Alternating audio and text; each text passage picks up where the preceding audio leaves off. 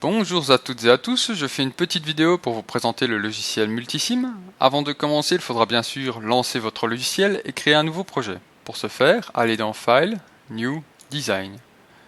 Vous pouvez switcher entre les différents projets en cliquant sur les onglets suivants. Une fois qu'un projet est terminé, vous pouvez l'enregistrer et le fermer. Clic droit, Close. Maintenant que votre projet est créé, nous allons avoir besoin de différents composants. Ces composants se trouvent dans différentes librairies dont les raccourcis se trouvent ici. Source, Basic, Diode, Transistor, etc. Donc cliquez sur l'un d'eux pour passer un composant. Vous retrouverez toutes les librairies dans le menu déroulant appelé Groupe. Vous pouvez aussi rechercher un composant dans toutes les librairies en vous positionnant sur All Group et taper le nom du composant voulu. Exemple, Ground. Pour la Terre. Vous retrouverez tous les noms des composants existants dans la liste ci-dessous. Pour rechercher un composant manuellement, il faut savoir que les groupes possèdent des sous-groupes. Donc, par exemple, quand je vais dans Basic, vous avez Replay, Resistor, Inductor, etc. Nous allons rechercher un composant que nous avons besoin, par exemple une NAND. Elle se trouve dans un groupe qui s'appelle TTL, 74 STD pour le sous-groupe, et 7400 END correspond à la NAND. Donc je clique sur OK pour placer le composant. Je choisis une lettre. Les lettres n'ont aucune importance. Donc je place mes composants. J'en place 4 par exemple. Une fois que vous avez terminé, vous faites sans celle. Pour que notre circuit fonctionne, il faudra aussi une alimentation 5 volts DC. Pour ce faire, vous allez dans Source, Power Source, VCC, vous cliquez sur OK et vous la placez. Il vous faudra aussi un deep switch. Pour ce faire, vous allez dans Basic, Switch, DSWPK. Le numéro derrière correspond au nombre de variables que l'on veut. Par exemple, j'en voudrais 2. Je la place. Je déplace mes composants. Et je vais retourner mon deep switch. Pour ce faire, clic droit, rotation 90 degrés vers la droite. Alors, il faut savoir que le 0 se trouve à gauche et le 1 à droite. Si vous retournez votre deep switch à 180 degrés dans l'autre sens, vous aurez le 1 à gauche et le 0 à droite. Voilà. Pour les autres composants, je créerai une liste que je mettrai à disposition. Donc nous allons câbler ce schéma.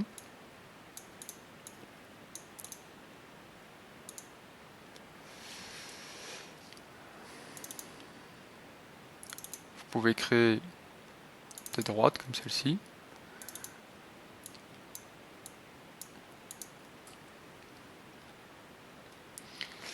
Donc ça c'est A et ça c'est B. Vous raccordez à l'alimentation. Ensuite, vous venez raccorder votre circuit AA et AB. Excusez-moi.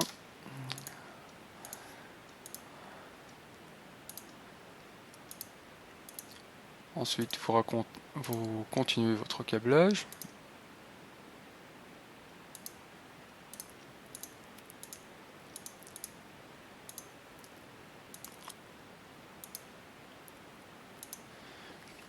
Ensuite, il nous faudra une LED. Donc pour ce faire, vous allez dans Indicator, Probe, et je vais prendre par exemple une verte que je place. Close. Je la raccorde. Alors, nous allons câbler le schéma et tester grâce à une simulation. Car pour ce faire, il faut appuyer sur Play. Alors, j'ai fait ici un OU exclusif, donc un XOR. Donc 0, 0, ça donne 0. 0, 1, ça donne bien 1. 1, 0, ça donne bien 1.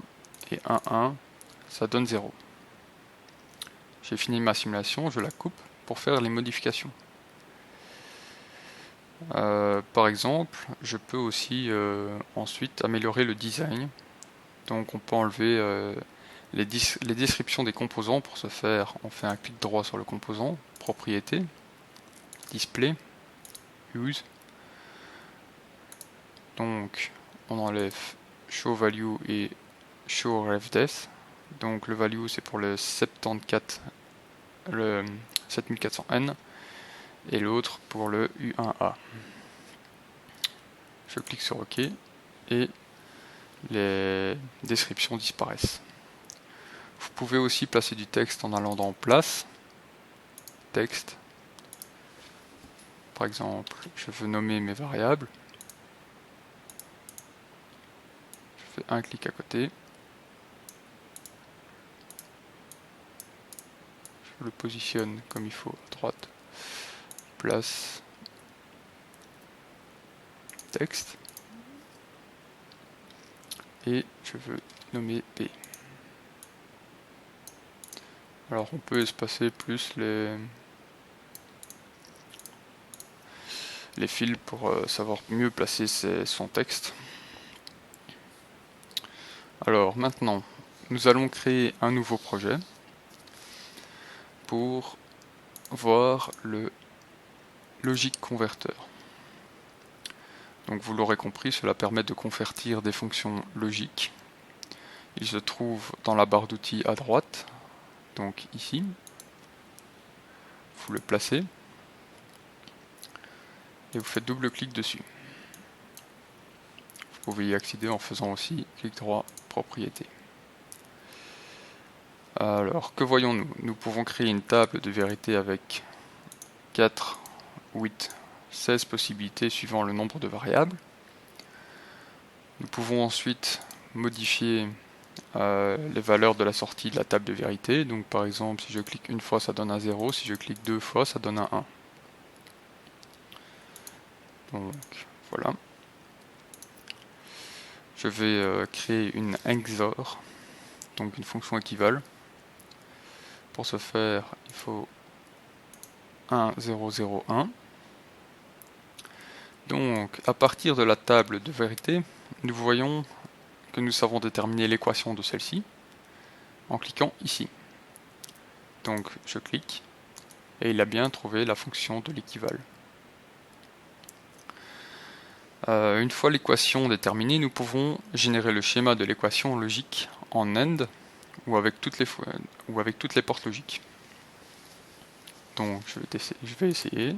Donc je la fais en AND, que voici, et je la fais avec toutes les portes logiques. Donc ces deux fonctions seront les mêmes. Maintenant, si je modifie l'équation et que je rajoute une variable et que je convertis ma fonction en table de vérité, donc la fonction en table de vérité que voici. Ensuite, imaginons que nous avions la table de vérité mais pas l'équation, donc vous oubliez ceci, et que vous convertissez cette table en équation. Donc je convertis ma table en équation. Vous obtenez une longue équation non simplifiée. Pour simplifier l'équation logique, il faudra cliquer sur la table simplifiée vers la nouvelle fonction. Celle-ci donne l'équation que j'avais rentrée au départ, qui est déjà la fonction la plus simplifiée. Alors, que pouvons-nous faire d'autre? Reprenons le projet que nous faisions. Supprimer le deep switch et l'alimentation et la sortie. prenez votre logique converteur, placez-le au-dessus. Ensuite, vous allez placer toutes les entrées ici à gauche et la sortie ici à droite. Donc, je le fais. Je place ma sortie, mon entrée A et mon entrée B. Maintenant que c'est câblé, donc vous faites clic droit, propriété, et vous voyez ici qu'on peut faire du schéma vers la table de vérité. Donc voilà, et je retombe bien sur Maxor que j'avais tout à l'heure. Ceci permet de savoir toutes les fonctions que vous pouvez avoir dans des schémas ultra complexes. Puis à partir de là, vous pouvez bien sûr rechercher l'équation et on la retrouve. Et la faire avec toutes les fonctions. Donc voilà, je pense que vous avez compris le principe. Bonne journée à vous, merci de m'avoir écouté et à la prochaine.